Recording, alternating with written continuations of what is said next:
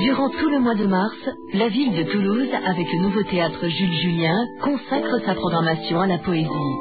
Les rencontres internationales de poésie francophone, Toulouse-Québec, du 15 au 20 mars, en seront l'un des temps forts.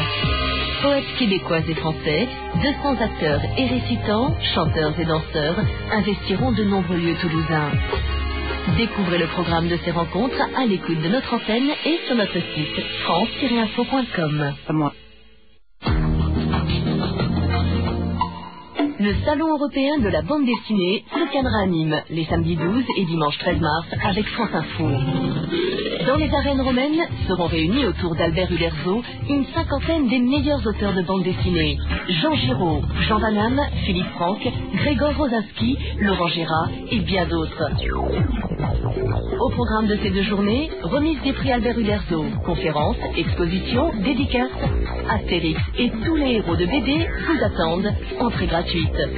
Les 12 et 13 mars, le Salon européen de la bande dessinée à Nîmes, un événement France Info. France Info, toute l'actualité des régions. C'est un événement pour le monde de la pêche, la mise à l'eau aujourd'hui à Port-en-Bessin de l'Anjuzot, le premier chalutier construit dans ce port depuis 13 ans, une réalisation des chantiers du Bessin. Tester l'humeur de ses concitoyens par SMS, c'est ce qu'a imaginé la mairie de Cambrai. Elle interroge ses administrés à travers des questions envoyées sur leur portable. L'aéroport de Nice-Côte d'Azur vient de décider de gâter à l'avenir ses meilleurs clients. L'aéroport va distribuer des points aux voyageurs chaque fois qu'ils embarquent à Nice. 7 jours en France, tous les week-ends. France Info pour en savoir plus.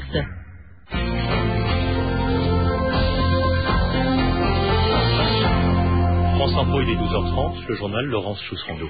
La neige qui tombe en intermittence, le retour des vacanciers et les nouveaux départs vers les stations de ski rendent la circulation délicate encore aujourd'hui. Et il y a beaucoup de monde en Rhône-Alpes notamment. Et puis la journée est classée rouge sur les routes de l'Est de la France et de la Bourgogne avec les dernières rentrées scolaires. En Bourgogne où le mauvais temps perturbe là aussi le trafic ferroviaire à Dijon, Marc Tédé. Depuis ce matin, tous les TGV qui passent par Dijon sont retardés de 15 à 20 minutes en raison des intempéries. Le réseau autoroutier est quant à lui désormais totalement déneigé, mais des opérations de salage sont encore en cours.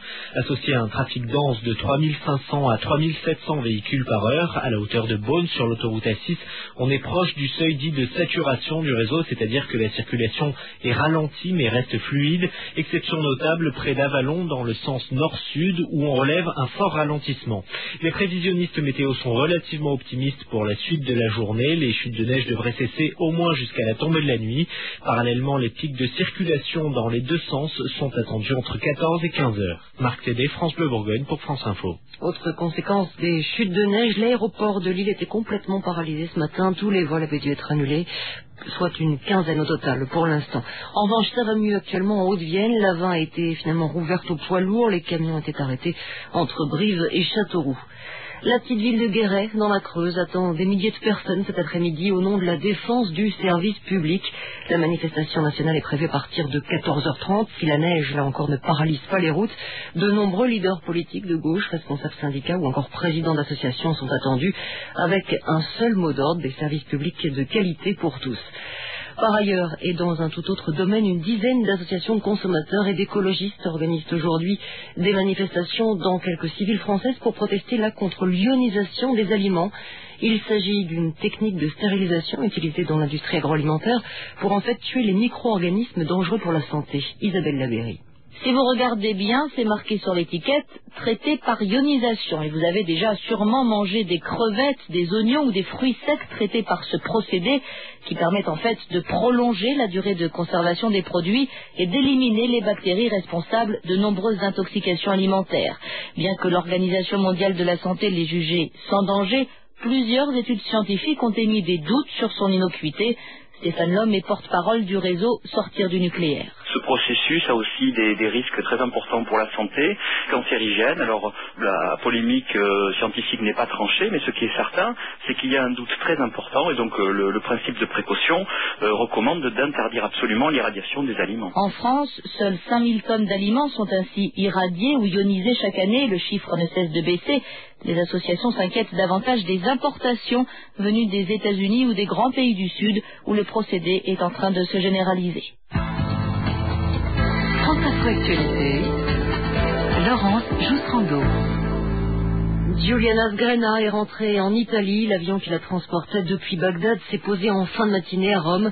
La journaliste, visiblement très fatiguée, blessée en tout cas à l'épaule, a aussitôt été hospitalisée. Elle devait subir une deuxième opération. Elle souffre d'une fracture de la clavicule. Un retour endeuillé par la mort de son garde du corps, un agent secret. Il a été tué hier en la protégeant. Leur convoi en route pour l'aéroport de Bagdad a essuyé des tirs de soldats américains. Les États-Unis ont promis une enquête complète sur les circonstances de cette fusillade. George Bush a d'ailleurs aussitôt téléphoné à Silvio Berlusconi, son allié dans la guerre en Irak. Giuliana Sgrena avait été enlevée il y a un mois tout juste. Elle a déclaré qu'elle n'avait jamais été maltraitée par ses ravisseurs à son arrivée à Rome ce matin. Il y avait beaucoup de monde pour l'accueillir à sa descente d'avion. Parmi le public, Luisa Morganti, une amie journaliste de Giuliana. Elle se réjouit de cette libération. Elle espère aussi bien sûr que les autres otages d'Irak seront eux aussi bientôt relâchés. Mi auguro che questa libertà di Giuliana possa essere anche la libertà per tutti gli ostaggi. Je souhaite que cette liberté de Giuliana soit aussi la liberté de tous les autres otages et la liberté de milliers et de milliers d'Irakiens, car eux font les frais de ce conflit, d'une guerre qui est basée sur le mensonge. Il s'agit d'une occupation militaire qui doit prendre fin, d'un terrorisme féroce contre les civils qui doit être interrompu. Il faut continuer à être déterminé pour que cette guerre puisse être interrompue. Guerre, terrorismi possono essere interrotti. Florence Obna et Hussein Hanoun, eux, sont retenus depuis maintenant 2 mois en Irak. La journaliste de Libération et son interprète ont disparu le 5 janvier à Bagdad. Plusieurs rassemblements sont prévus aujourd'hui pour les soutenir, à Montpellier notamment, là c'était ce matin, et puis à Nîmes cet après-midi.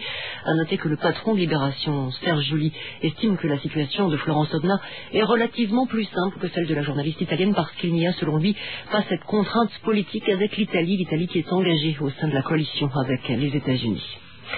Une question, que va dire le président syrien devant le Parlement à Damas cet après-midi? Bachar el-Assad pourrait annoncer un repli des troupes syriennes du Liban. Il peut s'agir d'un redéploiement des troupes vers la plaine libanaise de la Bekaa, mais il peut aussi être question d'un retrait partiel des 14 000 soldats stationnés dans le pays.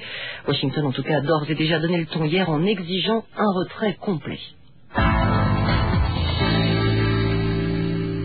Il y a du tennis cet après-midi. La France et la Suède sont à égalité, 1 point partout dans le premier tour de la Coupe Davis qui se joue à Strasbourg. Le double d'aujourd'hui sera capital. Les équipes annoncées au tirage au sort seront bien présentes sur le terrain. Il s'agit d'Arnaud Clément et de Michael Diodra, associés pour la 2e fois en Coupe Davis. La première fois, c'est en septembre dernier contre l'Espagne. Ils avaient perdu, mais les 2 joueurs avaient déjà montré un beau potentiel et une belle complicité, Michael Diodra. En dehors du terrain, on est vraiment très très proche et c'est vrai que sur le terrain, pouvoir comme ça se transcender l'un pour l'autre et pouvoir sortir notre meilleur niveau, c'est vraiment un régal. Quand on arrive à jouer avec un copain comme ça et bien s'éclater, je peux vous dire que c'est fabuleux. C'est vrai que c'est la première fois qu'on est vraiment aligné dès le début et on a pu se préparer depuis le début de la semaine. Donc je crois que par rapport à ça, on a trouvé des repères, on a joué des tournois depuis, on en a gagné et c'est vrai que le fait d'arriver sur le terrain, avoir de la confiance et être prêt, c'est complètement différent. Donc depuis qu'on est arrivé à Strasbourg, on a fait des exercices de double, on a essayé d'être le plus performant possible et on essaiera de jouer notre meilleur niveau samedi. Voilà la paire Diodra Clément qui affronte donc Björkman et Aspolin, un match à suivre sur France Info à partir de 14h15. En football, on joue la suite de la 28e journée du championnat en Ligue 1. Lens reçoit Auxerre à 17h15 et puis à partir de 20h, PSG Nantes, Strasbourg Ajaccio, Istres Bordeaux, Bastia Lille, Monaco Metz, Toulouse Nice, Rennes Sochaux. Demain, Marseille va jouer à Saint-Étienne. Enfin, la nouvelle saison de Formule 1 commence l'année prochaine avec le Grand Prix d'Australie à Melbourne. Une course à suivre en direct sur France Info à partir de 4h du matin pour tous les inconditionnels. Pour l'instant, il est 12h37. Météo France avec Exapac, transport de colis et de documents pour les entreprises en France et en Europe. Jacques Kessler. Une météo toujours aussi hivernale, vigilance orange maintenue des Vosges au Jura, l'Auvergne, le Lyonnais, les Alpes du Nord à cause de la neige qui continue à s'accumuler, tandis que sur les Alpes-Maritimes et la Corse, également en vigilance orange, il s'agit d'averses de neige prévues, localement assez fortes à basse altitude, à partir de 300 mètres. Chute de neige aussi sur les Pyrénées, près de la frontière belge, en Alsace, nouvelle giboulée neigeuse prévue du bassin parisien au centre, possible aussi dans l'ouest, avec tout de même plus souvent de la pluie près de l'océan. Temps généralement sec sur le pourtour du golfe du Lion, de petites giboulées neigeuses pouvant néanmoins atteindre temporairement le Languedoc, notamment durant la nuit. Demain, amélioration au cours de la journée dans le nord et l'ouest du pays, apparition de quelques belles éclaircies. Le temps restera neigeux dans l'est et en montagne. Les chutes de neige devraient cependant s'avérer plus faibles et plus dispersées qu'aujourd'hui. Température le plus souvent en baisse, refroidissement accentué durant la nuit de dimanche à lundi. Des gelées très marquées pour un début mars, pratiquement généralisées, par exemple -8 dans la plaine d'Alsace. Et toujours du froid pour la semaine à venir.